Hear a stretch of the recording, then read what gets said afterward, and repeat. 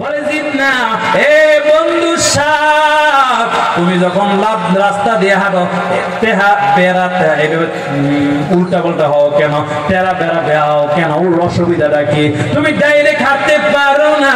যেই মাত্র তেরা কইছে সাপ ওই যে আগে চরিত্র সাপ সুপে উঠছে, এমন সময় ব্যাঙ মনে করলো সর্বনাশ, আমার উপরে আক্রমণ চালাক, এই জন্য ব্যাঙে লাফ দিয়ে পানির মধ্যে পড়ে গেছে। সাপ যখন শো করে উঠছে 5 জনা মোড় থেকে 2টা ছেলে যাইতেছে এদিকে রওয়ানা। হায় সাপ! এমন সময় লাঠি একটা হাতে নিয়ে মায়ের কারে মারার পর সাপ মরে গেছে। আমরা ছোট সময় দেখছি সাপ মারার পরে আই মধ্যে না, তখন রাস্তার মধ্যে নিয়ে শোয়া। আরে বলেন ঠিক কিনা? মনে শান্তি নাই, রাস্তার মধ্যে নিয়ে শোয়া। এরপরে ছেলেরা পিটাই গেছে, এমন সময় ব্যাঙে লাফ দিয়া পানি থেকে উঠছে। ওইটা কোনায় বয়া বলে বন্ধু সোজা তো হইলি মইরা সোজা হই। আমরা তো সোজা হব না, এখন হব না রে ভাই, আপনার মনটা একটু নরম করেন ভাই। আজকে বুঝাইয়া পারি না, মসজিদে নিতে পারি না, জুয়া ছাড়াইতে পারি না, আপনাদের ধূমপান ছাড়াইতে পারি না, আপনাদের খারাপ ছাড়াইতে পারি না, সন্ত্রাসী ছাড়াইতে পারি না। একটু বুঝো বুঝো, আজকে রাত্রে যদি আমি মরিয়া যাই, আমার 4 বছরের বাচ্চাটা পর্যন্ত আমার সামনেই সাদা হয়ে যাবে। আমার মাকে ডাকতে বলবে ঘুমা, আব্বা না আমার নামাজের পর 5 দুনা মরে নিয়ে যায়, ব্যাপার কি আব্বা দিয়ে উঠে না। এমন সময় মা কথা বলে না, কলিজা ছিয়া যায়। আমি যদি বলি মহিলা গেছে, সন্তান বুঝবে না। আরে 5 দুনার মুসলমান দিল দিয়া বলে একটু মনটারে বুঝাও। আজকে রাত্রে যদি মরিয়া যাও, ওই সন্তানটা মাকে মা মা বলবে। মা তখন আঁচল দিয়া চোখ মুছে আর বলে সন্তান আমার কাছে কোনো কথা নাই, যা তোর চাচার কাছে যা, তোর চাচার দিকে যা। চাচাও কিছু বলে না। এমন সময় দাদার কাছে যা, দাদাও হাউ মাউ করে কান্দে। একটু পরে রওনা, ওই যে নিজের একটা দাদি আছে, দাদিও কিছু বলে না। এমন মামার কাছে যা, মামাও কিছু বলে না। বাচ্চাটা আবার বাবার লাশের সামনে আসে, আরে ভাই একটু মনটারে নরম করো, আর কত নামাজ ছাড়বা, আর কত নবীরে কান্দাইবা। তখন বাচ্চাটা বাবার লাশের সামনে আসিয়া বাবার গালে চুমা দেয়, বাবার কপালে চুমা দেয়, কথা বলে না। এমন সময় সন্তানটা লাফ দিয়া মার কোলের মধ্যে গিয়া বলে, মা গো তোমরা সবাই দিচ্ছ, কেন কথা বলো না? এমন সময় মা আসল দিয়ে মুখটার মুইসা বলে, এর সন্তান আমার আর জ্বালাইস না, আমার আর ভালো লাগে না। মন যদি তোর চায় বাবারে জীবনের টাকাটা দে। এমন সময় ওই 4-5 বছরের সন্তান কলিজা দিয়া বুঝতে সর্বনাশ, তখন একটা ফাঁক করিয়া শিক্ষা দিয়া দাদির কোলে চলিয়া যায়।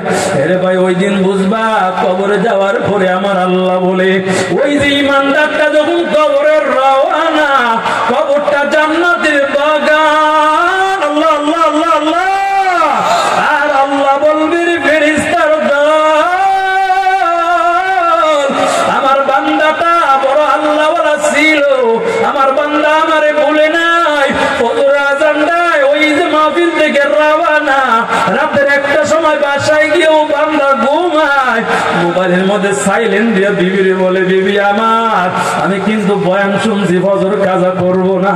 আল্লাহর বান্দা আবার ওই ফজর নামাজের জন্য ঘুম থেকে উঠে সুন্দর করে ওযু বানাইয়া আল্লাহর বান্দা ঠিক মতে ঘুমায় না। যেই মাত্র মসজিদে রওয়ানা, ওই যে ঘুম কাজা করছে, কবরে যাওয়ার পরে আবার আল্লাহ বলে, ফেরেশতার দল আমার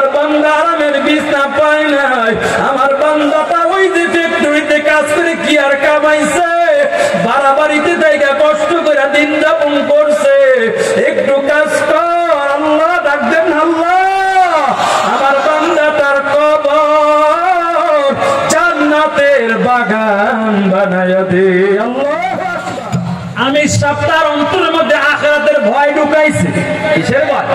এই জন্য প্রাইমারিলি বলি, পিটাইয়া মানুষ বালা কোনা যায় না। আনসারী সাহেব রাহমাতুল্লাহ আলাইহির নাম শুনছেননি? শুনছেন? ব্রাহ্মণবাড়িয়া আনসারী হুজুর, বড় বাপের একজন বুজুর্গ আলেম, আল্লাহ ওনার কবরটাকে জান্নাতের বাগান বানিয়ে দেখ, বলে না আমিন। হুজুর একদিন ঘটনা একটা বলে, বলবো নি? আল্লাহর বান্দা বড় একজন বড় বক্তা ছিল, চিনেননি আপনারা? ব্রাহ্মণবাড়িয়ার সন্তান, ওই নরসন্দীপ তানজিম বা কোন মাঠে বয়ান করে উনি বলে, এক বেটায় রোগ হলে খালি বউরে মারে। কারে মারে? এমন কিছু জালেম আছে না, বাজারে পারে না, রাস্তায় পারে না, বন্ধু বান্ধব লোকের পারে না, বউর লোক খালি হেডাম দেয়, হেডাম। বিবি আবার বেশি কিছু করবি না, অতি কিছু করলে তোর জেলখানায় বসবি। কথা বলেন ঠিক কিনা? এর মুমিন, ওই বেটা মারে কেন বিবিরে? একটা মাত্র দোষ, বিবির মুখটা বালা না। বিবি কথায় কথায় বলে গোলামের। কার? এলাকার মাতাব্বররা বিচারে বসছে, এ ভাই বউ মারো কেন? মারবো না, হের মুখটা বালা। ভিডিওদের একটা গুণ খারাপ, সব আছে কিন্তু মুখ দিয়ে যখন কথা শুরু করে থামান যায় না। কথা বলেন ঠিক কিনা? এর মুমিন, এলাকার মানুষ বিচার করছে, সাবধান বিবি মারবি না। ঠিক আছে, পরে 3 দিন পরে কি আর বিচার? মায়ের কারে এমন মারা মারছে গো, বিছনার মধ্যে শুয়ে গেছে, আধা মরা মানে আর বাঁচবে না। এলাকার মুরব্বীরা, মহিলারা মনে মনে ভাবছে মহিলা বোধ গেছে, কোন কালেমা টালেমা ভরে 2টা ঠোঁট নড়ে, 2টা ঠোঁট। এলাকার মুরব্বী মহিলারা গিয়া কান লাগাইয়া শুনে, ওই মহিলা পিটানি খাইয়া না না কালেমা পড়ে না। এখন মহিলা বলে, ও গোলামের ভূত। ও আপনারা বলেন পিঠা খাইয়া মহিলা ভালো, কিন্তু অন্তরে যদি আখিরাতের ভয়। সাহাবীর দরবারে নতুন একজন মানুষ আসছে, মুসলমান হবে। নবীর দরবারে, নবী আমার, আমি মুসলমান হইতে চাই, একটা কাজ আমার অনুমতি দিবেননি? আল্লাহর নবী বলে, কি অনুমতি চাও? বলে, হুজুর আমি একটা কাজ জিনা করব, বেবিচার আমার বড় ভালো লাগে। নাউজুবিল্লাহ। এমন সময় নবী চিন্তা করলো, আমি যদি ধমক দেই লোকটা তো দূরে চলে যাবে, ধমক দেওয়া যাবে না, কারণ আমি নবী তো হলাম এমন নবী, ওয়া মা আরসালনাকা ইল্লা রাহমাতাল লিল আলামিন।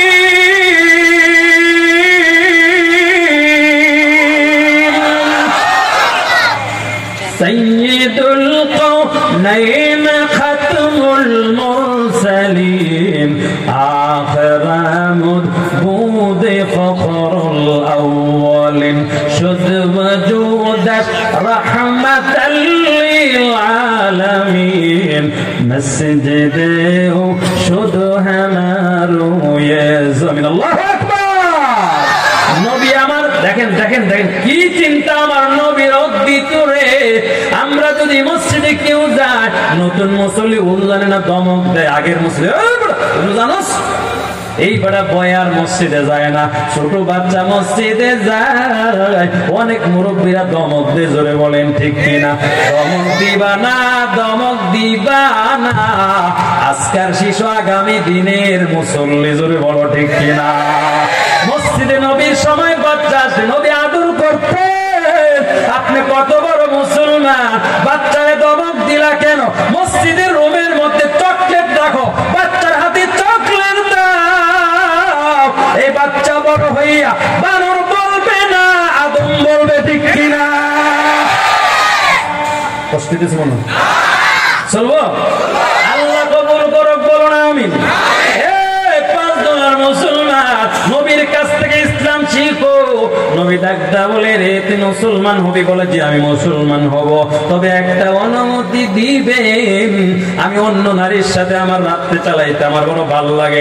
নবী বলে যাও যাও, আগে মুসলমান হও, পরে তোমার অনুমতি আমি দিব। আল্লাহু আকবার।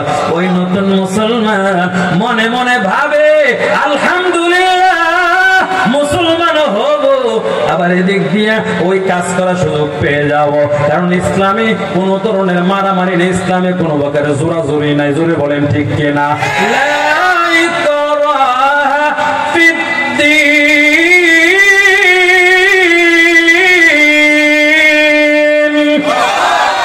আল্লাহ নবীর কাছে কালমা পড়ে মুসলমান হয়, মুসলমান হওয়ার পর মনোযোগ দিয়ে শুনে আল্লাহ নবী তাকে তখন একটা ভয় দেয়, আখেরাতের ভয়। সাহাবী আমার, তোমার মায়ের সাথে কেউ জেনা করলে তোমার কেমন লাগবে? বলেন হুজুর বলেন কি?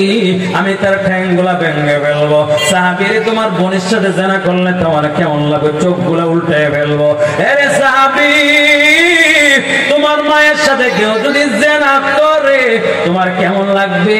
সাহাবী বলে নবী আমার, আমার শরীরে রক্ত থাকতে জেনা করবে আমি দেব না। তোমার মেয়ের সাথে বলে না না। আল্লাহর নবী সাহাবীরে আখিরাতের ভয় এমন ভাবে দিছে, এমন সময় ডাকতে বলে সাহাবী, আগে ছিল তুমি কাফের, জাহান্নামের সদস্য, মুহূর্তে আল্লাহ তোমারে জান্নাতের সদস্য বানাইয়া দিছে। তুমি যেই মেয়েটার সাথে জেনা করবা, হয়তো কারো মা, হয়তো কারো বোন, হয়তো কারো বিবি, হয়তো কারো মেয়ে। আরে সাহাবী এখন বলো বলো, তোমার সিদ্ধান্ত আমারে শোনাও।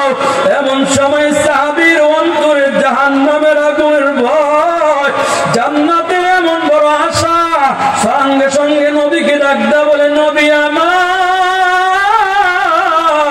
আমি বুঝি নাই বুঝি নাই, এই জিনা করবো দূরের কথা, আপনার সাথে ওয়াদা দিলাম আমি আর কোনদিন এই চোখ দিয়া পর নারী দেখবো না। আল্লাহু আকবার। এই জন্য মুমিন শয়তানের পদাঙ্ক অনুসরণ করা যাবে না। ঘোষণাটা কার? এরপরে আমার আল্লাহ কি বলে? ইন্নাহু লাকুম আদুউম মুবিন।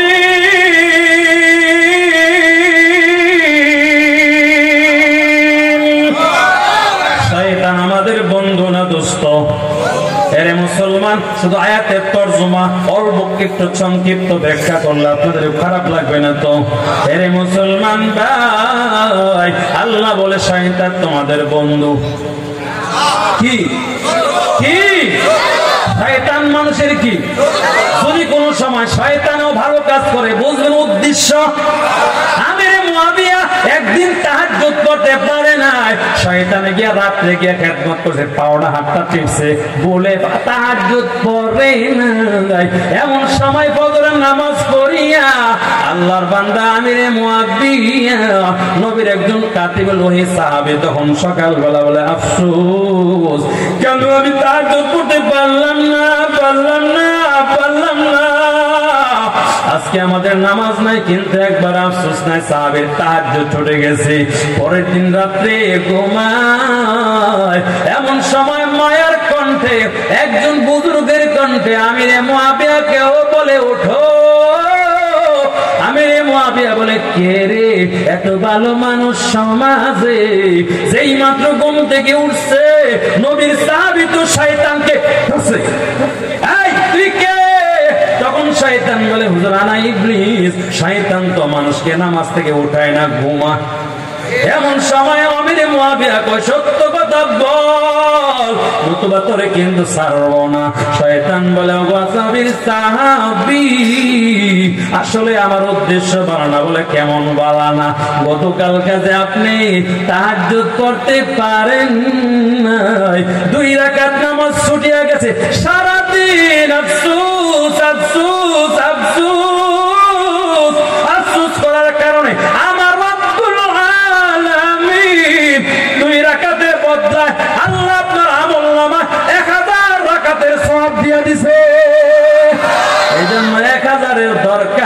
2 রাকাতটাই নিয়ে যান। এজন্য শয়তান আমাদের দোস্ত না দুশমন। আল্লাহর বান্দা যদি ইসলামে ঢুকে পরিপূর্ণ না অর্ধেক, এই পরিপূর্ণ যদি ইসলামে ঢুকে বলেন ফায়দা আছে না নাই? এই ফায়দাটা বলেই হুজুর আমাদের চেয়ারম্যান সাহেব একটু করে দোয়ার দিকে যাব। এই ফায়দাটা শোনার জন্য কারা কারা রেডি আছেন আল্লাহরে দেখা। এ মুমিন, যে যদি ইসলামে পুরাপুরি ঢুকে নবী আমার আল্লাহু আকবার পয়গম্বর আরবি বলে আল্লাহ তোমার এমন একটা দামি জান্নাত দিবে রে বান্দা, যে জান্নাতের দাম কত কত, একটা ইটের কণার দাম যদি এমন দাম, এই দুনিয়া পুরাটা বিক্রি করলো জান্নাতের কণার দাম হবে না। এ ভাই, আপনারা সবাই জান্নাতে যাওয়ার জন্য তৈরি আছেন তো ইনশাআল্লাহ? টেনশন করবেন না, আপনারা নৈরাশ হবেন না। আপনারা যদি দুর্বল ঈমান নিয়ে নরমাল ঈমান নিয়েও জান মরতে পারেন, আমার আল্লাহ বলে পয়গম্বর জানাইয়া দেন অল্প ঈমান নিয়েও যে বান্দাটা কবরে আসবে, আল্লাহু আকবার, আমি আল্লাহ ওই দুর্বল ঈমানদারের কবরটারে জান্নাতের বাগান বানায়া দিব। কবর কারো জন্য জান্নাতের বাগান, আবার কারো জন্য জাহান্নামের। মিথ্যা কথা? এরে ভাই, জান্নাতের বাগান কার? ওই পরিপূর্ণ মুসলমান। আল্লাহর বান্দা যখন কবরে রওয়ানা, যেই মাত্র বাড়ির দিকে রওয়ানা, আল্লাহ আল্লাহ আল্লাহ আল্লাহ, আজকে আমরা বুঝাই বুঝো না, গলা ফাটাইয়া বলি বাংলাদেশ যেই জায়গায় যায়, আসলে কিন্তু পোস্টারে কিন্তু আজকে আমার নাম নাই, দেখছেন নি ভাই অনেকে। কেন আসলাম? আসলে হঠাৎ করে আমার কেমনে পাইলো। আজকে দিনে মাহফিল ছিল চালাকচর এলাকায়, আবার রাত্রে ছিল মাধব ডিএসপি ময়দানে বাদ আল্লাহ শাহ। ওই যে মুফতি মাসুদুর রহমান আলীপুরি ভাই, মোহাব্বতের কলিজার একজন দোস্ত নিয়ে আমারে বলে ভাই মাহফিল কোন দিকে? আমি বললাম দিনে একটা রাত্রে একটা, বলে সম্ভব যদি হয় আমাদের একটু সময় দিবেন। জিগাইলাম কি আসবে?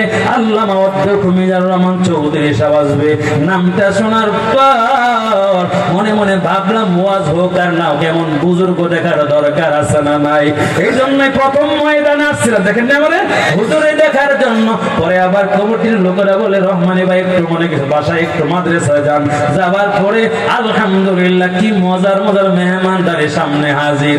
বলেন আলহামদুলিল্লাহ, আল্লাহ আমার ভাইদেরকে দিনের জন্য কবুল করো, বলো না আমিন। এরে ভাই এখন বুঝবেন না, বুঝবেন ময়রা ময়রা। তখন কোন ব্যাংক ছিলেন, ব্যাংক সাপ ছিলেন, ব্যাংকের সাথে দুস্থ। আসলে কি দুস্থ না শত্রু? এমন সব অনেক সময় দুস্থ হাতে না, দোস্ত পাতার পর ব্যাংকে সাপের দিকে দোস্ত কেমন আছো বলে আলহামদুলিল্লাহ বালা। এর দোস্ত একটা কথা বলার মন চায় বলবো না, বল তবে জিদ উড়াইস না। কি উড়াইস না? বলে জিদ না। এ বন্ধু সাপ, তুমি যখন লাভ রাস্তা দিয়ে হাঁটো বেড়াতে উল্টা পাল্টা হও কেন? তেরা বেড়া বেড়াও কেন? ওর অসুবিধাটা কি? তুমি ডাইরেক্ট হাঁটতে পারো না। যেই মাত্র তেরা কইছে সাপ ওই যে আগে চরিত্র সাপ সুপে উঠছে, এমন সময় ব্যাঙ মনে করলো সর্বনাশ, আমার উপরে আক্রমণ চালাক। এই জন্য ব্যাঙে লাফ দিয়ে পানির মধ্যে পড়ে গেছে। সাপ যখন শো করে উঠছে, 5 জনা মোড় থেকে 2টা ছেলে যাইতেছে এদিকে রওয়ানা। হায় সাপ! এমন সময় লাঠি একটা হাতে নিয়ে মায়ের কারে মারার পর সাপ মরে গেছে। আমরা ছোট সময় দেখছি সাপ মারার পরে আই মধ্যে না, তখন রাস্তার মধ্যে নিয়ে শোয়া। আরে বলেন ঠিক কিনা? মনে শান্তি নাই, রাস্তার মধ্যে নিয়ে শোয়া। এরপরে ছেলেরা পিটা পিটা পিটাইতেছে। এমন সময় ব্যাঙে লাফ দিয়া পাড়ে থেকে উঠছে। ওইটা কোনায় বয়া বলে বন্ধু সোজা তো হইলি মইরা সোজা হই। আমরা তো সোজা হব না, এখন হব না রে ভাই। আপনার মনটা একটু নরম করেন ভাই। আজকে বুঝাইয়া পারি না, মসজিদে নিতে পারি না, জুয়া ছাড়াইতে পারি না, আপনাদের ধূমপান ছাড়াইতে পারি না, আপনাদের খারাপ ছাড়াইতে পারি না, সন্ত্রাসী ছাড়াইতে পারি না। একটু বুঝো বুঝো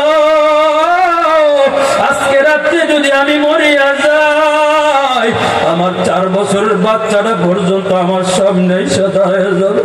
আমার মাকে ডাকতে বলবে, গো মা, আব্বা না আমার নামাজের পর 5 দুনা মরে নিয়ে যায়, ব্যাপার কি আব্বা দিয়ে উঠে না। এমন সময় মা কথা বলে না, কলিজা ছিয়া যায়। আমি যদি বলি মহিলা গেছে, সন্তান বুঝবে না। আরে 5 দুনার মুসলমান, দিল দিয়া বলে একটু মনটারে বুঝাও। আজকে রাত্রে যদি মরিয়া যাও, ওই সন্তানটা মাকে মা মা বলবে। মা তখন আঁচল দিয়া চোখ মুছে আর বলে, সন্তান আমার কাছে কোনো কথা নাই, যা যা তোর চাচার কাছে যা, তোর চাচার দিকে যা। চাচাও কিছু বলে না। এমন সময় দাদার কাছে যা, দাদাও হাউ মাউ করে কান্দে। একটু পরে রওনা। ওই যে নিজের একটা দাদি আছে, দাদিও কিছু বলে না। এমন মামার কাছে যা, মামাও কিছু বলে না। বাচ্চাটা আবার বাবার লাশের সামনে আসে, আরে ভাই একটু মনটারে নরম করো, আর কত নামাজ ছাড়বা, আর কত নবীর কান্দাইবা। তখন বাচ্চাটা বাবার লাশের সামনে আসিয়া বাবার গালে চুমা দেয়, বাবার মুখময় কপালে চুমা দেয়, কথা বলে না। এমন সময় সন্তানটা লাফ দিয়া মার কোলের মধ্যে গিয়া বলে, মা গো, তোমরা সবাই দিচ্ছ, কেন কথা বলো না। এমন সময় মা আসল দিয়ে মুখটার মুইসা বলে, এর সন্তান আমার আর জ্বালাইস না, আমার আর ভালো লাগে না। মন যদি তোর চায় বাবারে জীবনে টাকাটা দে। এমন সময় ওই 4-5 বছরের সন্তান কলিজা দিয়া বুঝছে সর্বনাশ। তখন একটা ফাঁক করিয়া শিক্ষা দিয়া দাদির কোলে চলিয়া যায়। এরে ভাই, ওই দিন বুঝবা, কবরে যাওয়ার পরে আমার আল্লাহ বলে, ওই যে ইমানদারটা যখন কবরে রওয়ানা, কবরটা জান্নাতের বাগান। আল্লাহ আল্লাহ আল্লাহ আল্লাহ। আর আল্লাহ বলবে, ফেরেশতার দল, আমার বান্দাটা বড় আল্লাহওয়ালা ছিল, আমার বান্দা আমারে ভুলে নাই। ফজর আযান দেয়, ওই যে মাহফিল থেকে রওয়ানা, রাতের 1টা সময় বাসায় গিয়েও বান্দা ঘুমায়। মোবাইলের মধ্যে সাইলেন্ট দিয়ে বিবিরে বলে, বিবি আমার, আমি কিন্তু বয়ান শুনছি, ফজর কাজা করব না। আল্লাহর বান্দা আবার ওই ফজর নামাজের জন্য ঘুম থেকে উঠে সুন্দর করে ওযু বানাইয়া আল্লাহর বান্দা ঠিক মতে ঘুমায় না। যেই মাত্র মসজিদে রওয়ানা, ওই যে ঘুম কাজা করছে, কবরে যাওয়ার পরে আবার আল্লাহ বলে, ফেরেশতার দল,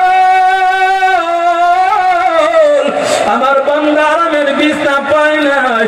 আমার বান্দাটা ওই যে ফ্যাক্টরিতে কাজ করে কি আর কামাইছে, বাড়াবাড়িতে জায়গা কষ্ট করে দিন যাপন করছে। একটু কাজ কর, আল্লাহ ডাক দেন, আল্লাহ আমার বান্দাটার কবর জান্নাতের বাগান বানায়া দে। আল্লাহ